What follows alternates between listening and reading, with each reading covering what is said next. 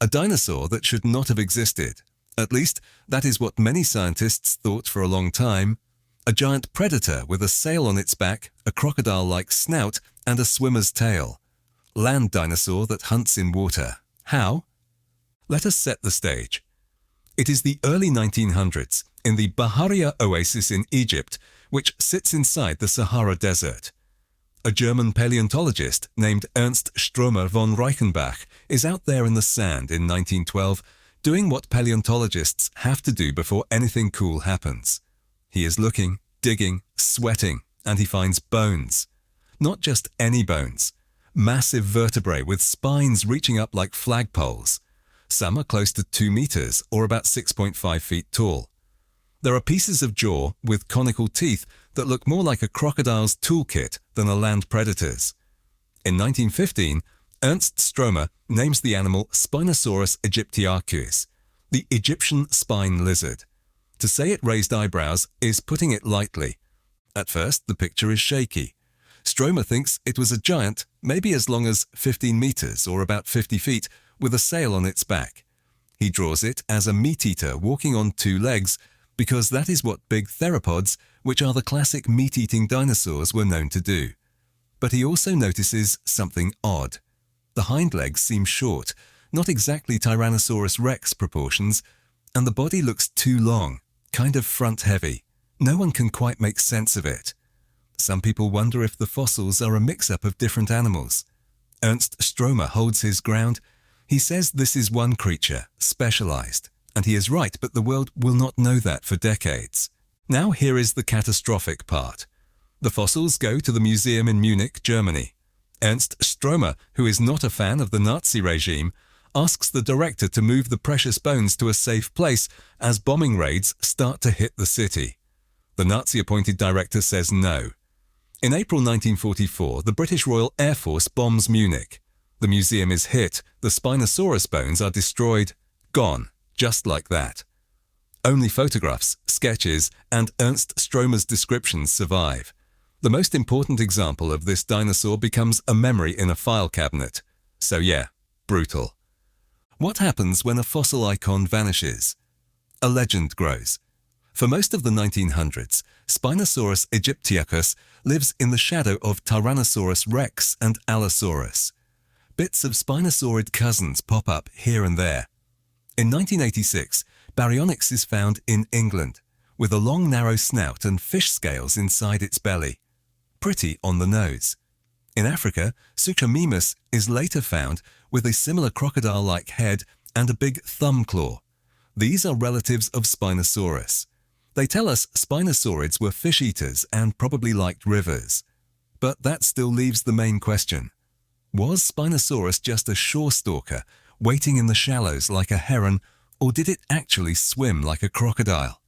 The old view of dinosaurs said they were basically land animals. Marine reptiles like mosasaurs and plesiosaurs ruled the seas, and flying reptiles ruled the air. Non-bird dinosaurs stayed on land. That is the tidy picture. Neat boxes. But the bones from Ernst Stromer's Spinosaurus were too strange to fit the box. A giant sail, a crocodile-like skull, short hind legs, and yet the original skeleton had been turned to dust in 1944. How do you test an idea when the best evidence is missing? Enter the new generation. It is the year 2000. Joshua Smith and Matthew Lamanna return to the Bahariya Oasis. They hope to find a Spinosaurus. They do find an absolute unit of a sauropod and name it Paralitictan stromeri. Nice tribute. But the Spinosaurus they want shows up as only a few teeth and scraps. Matthew Lamanna keeps thinking about Spinosaurus anyway, because of course he does. That is how this field goes. Any big mystery pulls you in. Now 2005. Cristiano Dal Sasso describes parts of a spinosaurid snout and some other bones from Morocco. He compares the pieces to Ernst Stromer's notes and decides they probably belong to Spinosaurus aegyptiacus.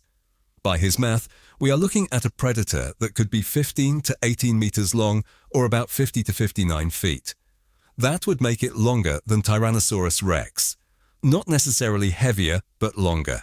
So yeah, not exactly what the classic dinosaur pecking order prepared people for. Meanwhile, Hollywood has already used Spinosaurus in Jurassic Park 3 as the oversized bad guy, which honestly did not help the science but did keep interest alive. Now the story tilts. In 2008, Nizar Ibrahim, who grew up fascinated by Spinosaurus, is doing research in Morocco. He meets a local fossil hunter in a village near Erfoud. The man has a cardboard box of bones. Inside is a reddish, blade-shaped bone with a strange cross-section. Nizar Ibrahim thinks it might be a spine from a Spinosaurus. He buys the lot and stores the bones at the University Hassan II in Casablanca. Then, in 2013, he hears that the Natural History Museum of Milan has a partial skeleton from a private collector. He goes to Milan. He sees the bones. Some have that same reddish color and the same look as the ones from the mustached fossil hunter. It seems they are from the same individual. There is a problem though: provenance. If you do not know exactly where a fossil came from, your science gets shaky fast. So Nizar Ibrahim and his team need to find the original dig site, but they have lost contact with the fossil hunter. Here is the twist. One day in Erfoud, Nizar Ibrahim spots a familiar face walking past a cafe. It is the same mustached fossil hunter. He and the team chase him down, talk, and convince him to guide them to the place where he dug. He agrees. They head out to a cliff face in the Kem Kem beds of southeastern Morocco, which is a fossil-rich rock unit from around 97 to 100 million years ago. There are small tunnels in the cliff where local diggers have tunneled into the rock. The fossil hunter shows the exact spot. The team starts to dig. They find more bones that match the museum pieces and the earlier box from Casablanca. The skeleton is real. The site is real. The evidence lines up.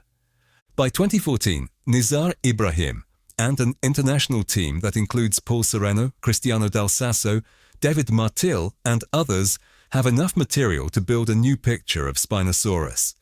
They use computed tomography scans. They use 3D printing. They mirror bones from one side to fill gaps on the other side. They cross-check with Ernst Stromer's photos and drawings from Egypt. They compare with baryonyx and suchomimus. Piece by piece, they rebuild the animal. The result in 2014 is wild. A 15-meter, or about 50-foot-long predator. A long, low skull with conical teeth. Nostrils set farther back from the snout tip. A chest and belly that are long. A sail with spines that are up to 2 meters, or about 6.5 feet tall. Forelimbs that look strong. And hind limbs that are pretty short for a giant theropod. Here is where the science gets spicy. The team looks inside the bones. The limb bones are dense and solid, not airy. That is a trait called osteosclerosis, and it is common in swimmers because dense bones help an animal sink and control buoyancy in water. Think of early whales and penguins. On land, running animals usually keep bones lighter, so a heavy limb bone is a water clue. The team also notes that the foot bones look like they could have wide, possibly paddle-like surfaces. The center of mass sits far forward.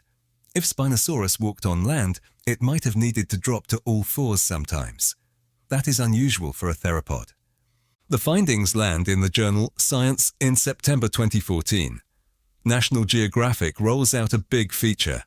Museum displays go up, including an exhibit in Washington, D.C. in 2014 and 2015 that presents a life-sized Spinosaurus in a swimming posture. The claim is clear. This is the first known semi-aquatic non-bird dinosaur, a legit river hunter. A crocodile-shaped head on a sailback dinosaur body. Diapsids, which were reptiles with 2 skull openings behind the eye, just got a new lifestyle on the list. And you know what? People love it. The science world is interested. The public is curious. It is a vibe. But here is the thing. Not everyone buys the swimming part. A lot of paleontologists accept that Spinosaurus ate fish because the teeth are perfect for that, and because baryonyx literally had fish scales in its gut. But was Spinosaurus actually powering through deeper water after prey? Or was it wading like a stork and lunging? Some scientists say the 2014 model needs more proof. They want a propulsive tail. They want hydro tests. They want to see if the dense bone argument holds up across the skeleton. This is not nitpicking. This is how the field works. Let us name names because they matter. Lindsay Zano says the bone microstructure is a strong piece of evidence since bone reflects lifestyle. Dave Hone points out that Spinosaurid diversity in North Africa may be more complex than one species, so we should be careful about lumping every Moroccan bit into Spinosaurus aegyptiacus. Riley Black notes that the reconstruction is a hodgepodge from multiple sources and surely will get revised. Hans-Dieter Suess calls the sale the great mystery and asks what exactly it did. Thomas Holtz says Spinosaurus is even weirder than people thought. David Unwin will later call a new tail discovery game-changing.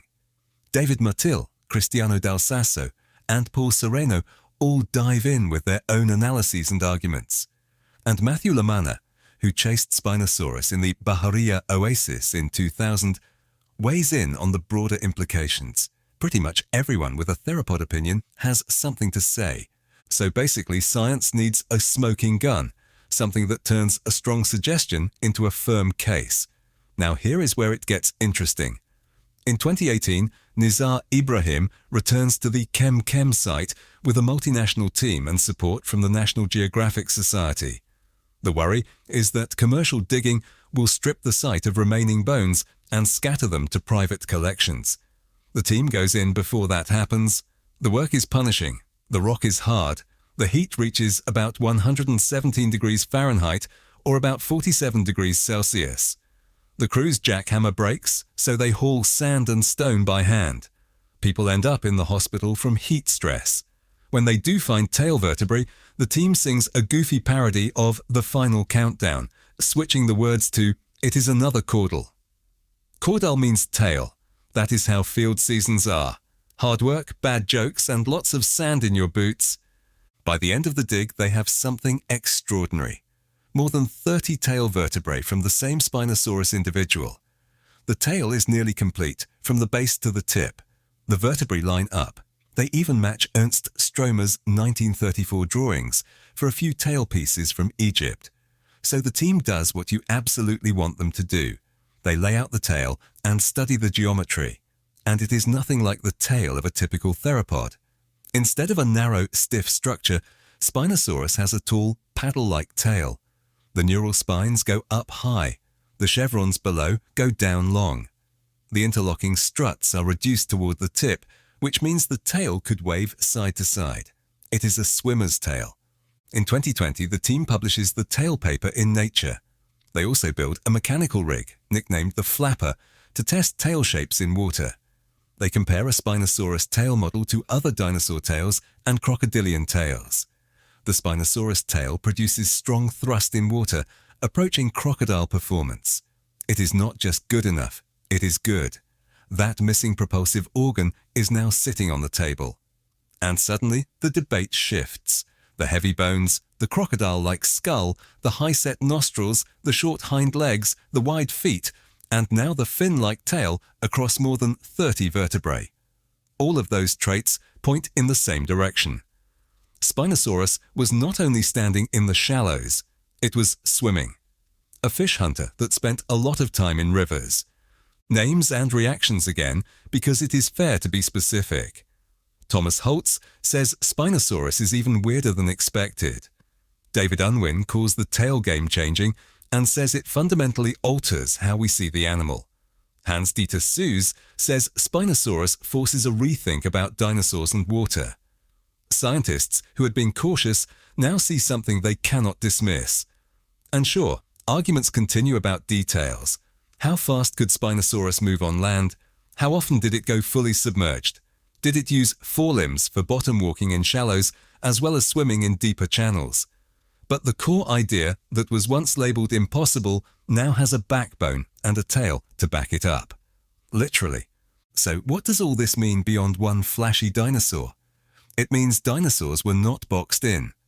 Non-bird dinosaurs were more diverse in lifestyle than the old picture allowed. Birds, which are living dinosaurs, took to the air. But non-bird dinosaurs like Spinosaurus took to the water, at least in some lineages. And that raises fresh questions. Did other spinosaurids like Baryonyx and Suchomimus also swim sometimes? Or were they more like shoreline hunters, while Spinosaurus aegyptiacus went full river predator? Studies of bone density hint that there was variation. Spinosaurus aegyptiacus and Baryonyx look denser boned and more aquatic. Suchomimus looks lighter boned and more terrestrial. And that fits the idea that evolution often experiments, producing a range of solutions. Now, a quick strategic tangent for context. We often hear about fossils like Dinosaurus and Utaranus when we talk about impossible dinosaurs. Dinosaurus was known for decades for massive arms and nothing else, and people guessed it was a monstrous killer. Then, a full skeleton showed a duck-billed omnivore with a sail-like back and a belly full of fish and plants. Utaranus is a large tyrannosauroid with feathers, which rewired how we imagine big predators in cold climates. Those do not steal Spinosaurus's thunder. Instead, they show a pattern. Strange fossils are not errors. They are clues that our mental picture needs an update. Spinosaurus just happens to be the poster child because it took the biggest step into a watery niche. Let us circle back to the sail, because everyone asks about it. What did that giant sail do? There are several ideas. Display is a strong candidate. A tall sail would be visible from far away, even when the body is partly underwater, so it could signal size, age, or status to other Spinosaurus individuals. Thermoregulation has been suggested, but the shape and blood supply evidence are debated. Stability in water might be part of it, like a keel to reduce rolling. Storing fat in a hump is another idea that gets tossed in, but the bone shape suggests more of a thin sail with skin and soft tissue rather than a thick hump. The honest answer is that the sail's main job is not solved yet. Hans-Dieter Suess calls it the great remaining mystery, and that is accurate. Some mysteries are fine to keep around. They give future teams something fun to argue about. Another thing people ask is how heavy Spinosaurus was. We do not have a perfect number. Estimates vary, but if you want a ballpark, the animal was long and relatively narrow-bodied for its length, so while it could be as long as about 15 meters or about 50 feet, its weight might not crush the scale the way a stocky Tyrannosaurus rex does. If a large tyrannosaur could reach around 18,000 to 20,000 pounds, or about 8,000 to 9,000 kilograms, Spinosaurus at similar length might weigh less due to a different build. Those numbers are debated. They will keep changing as new skeletons and better models arrive, and that is fine.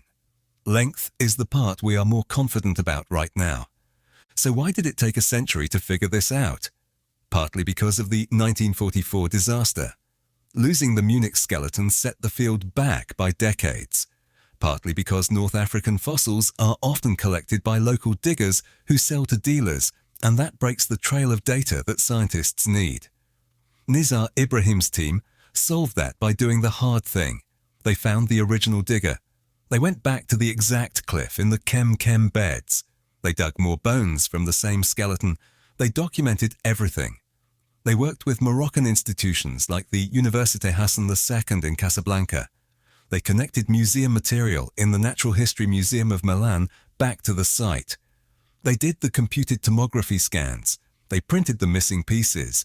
They made a mechanical flapper to test the tail. They published the data. That is what turns a cool story into repeatable science. And where does Ernst Stromer von Reichenbach sit in all of this? Right at the heart. He was the first to say Spinosaurus aegyptiacus was special. He noticed the short hind limbs. He recorded the huge spines. He drew the bones with care. He criticized the Nazi regime. He asked the Munich Museum to move the fossils out of harm's way. He got ignored. He lost the specimen. But he left enough written and visual evidence that later teams could be sure they were looking at the same kind of animal. A century later, the new bones from Morocco and the old drawings from Egypt line up. It is a neat loop. Now, how do we actually know? The tail is for swimming, and not just an odd style choice nature made for fun. The 2020 study tackled that with the flapper tests. Tail models were moved side to side at set frequencies in water to measure thrust. The Spinosaurus tail, with its tall profile from those long neural spines above and long chevrons below, produced much stronger thrust than a typical theropod tail. That is your functional proof. When form and function agree, you usually have the lifestyle right. Add the dense limb bones, which act like built-in ballast. Add the high nostrils and long snout that help catch fish and breathe while partly submerged. Add the short legs and wide feet that reduce drag and help paddling. Add the center of mass shifted forward, which is fine in water because buoyancy supports the body. Taken together, it is a consistent package. What about walking on land? Could Spinosaurus chase a hadrosaur across a floodplain? Probably not elegantly. The body plan says no to fast land pursuit. Some researchers think Spinosaurus could walk on all fours when it had to. Others think it stood bipedally at times but moved slowly. Either way, its sweet spot was water. Rivers with giant fish were the buffet. Cretaceous North Africa had massive fish and crocodile-like predators too. Spinosaurus shared those waterways with big coelacanths, sawfish-like forms, and giant crocodile cousins. That ecosystem, sometimes called the Kem Kem assemblage, was a hotspot for bitey things, which sounds chaotic and fun, for everyone but the fish. Quick reset. Where exactly did all this happen, and who did what, so we do not miss any names or places?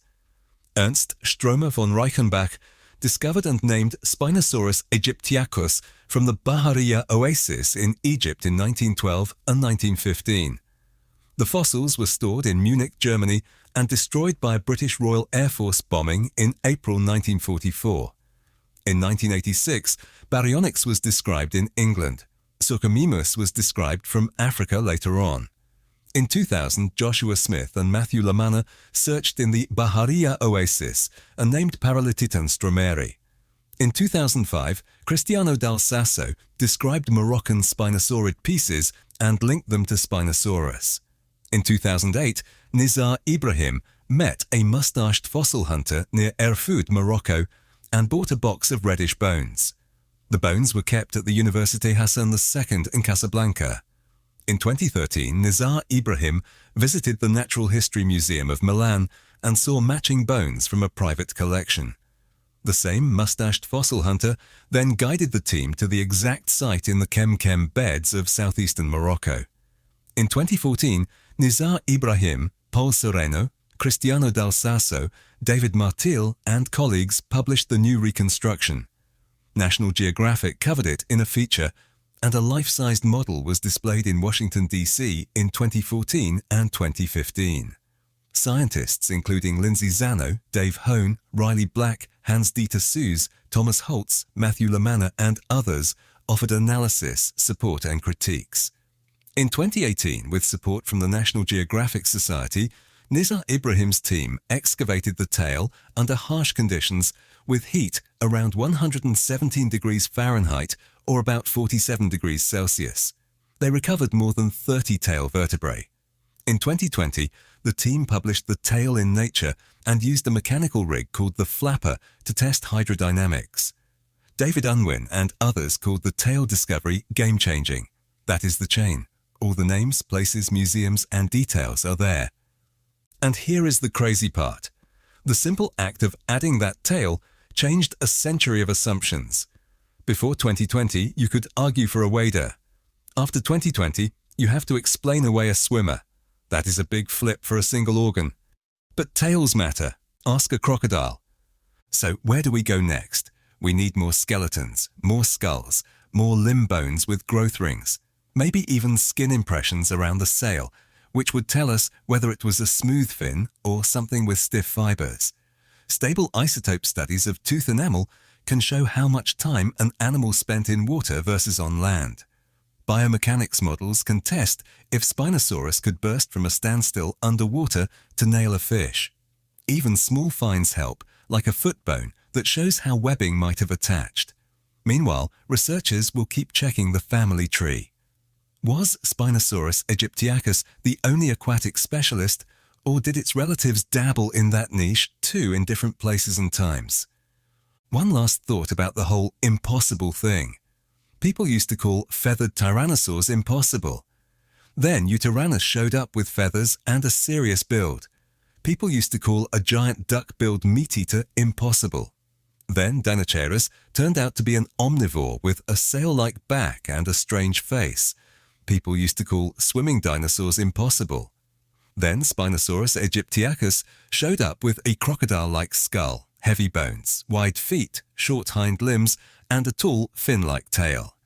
Impossible is often code, for we have not seen the right fossil yet. So yeah, the moral is simple. Nature does not read our textbooks. Ernst Stromer von Reichenbach saw that in 1912 when he pulled those tall spines from Bahariya Oasis sand. Nizar Ibrahim saw it in 2013 when bones from a cardboard box matched bones in a museum basement and then matched a cliff in the Kem Kem beds. Paul Sereno, Cristiano Dal Sasso, David Martil, Matthew Lamanna, Joshua Smith, and many others saw it as the jigsaw came together. Lindsay Zano looked in the bone microstructure and found a lifestyle. Dave Hone cautioned about species complexity. Riley Black warned that reconstructions evolve. Hans-Dieter Suess pointed at the sail and said we still have work to do. Thomas Holtz and David Unwin looked at the tail and said, this changes things. And the moustached fossil hunter in Erfurt reminded everyone that science often starts with a chance meeting and a cardboard box. Long story short, the dinosaur that scientists said was impossible turned out to be very real. Spinosaurus aegyptiacus lived in North African rivers about 97 million years ago. It grew to around 15 meters, or about 50 feet long. It carried a sail with spines up to about 2 meters, or about 6.5 feet tall. It had a long, low skull with conical teeth and high-set nostrils. Its limb bones were heavy, like built-in dive weights. Its hind legs were short, its feet wide, and its tail was a fin, made of more than 30 tall, flexible vertebrae that pushed water with serious thrust. Not exactly your standard land-running theropod, which is probably why it tripped everyone up for so long. Anyways, that is our episode. Thanks for watching, and until next time,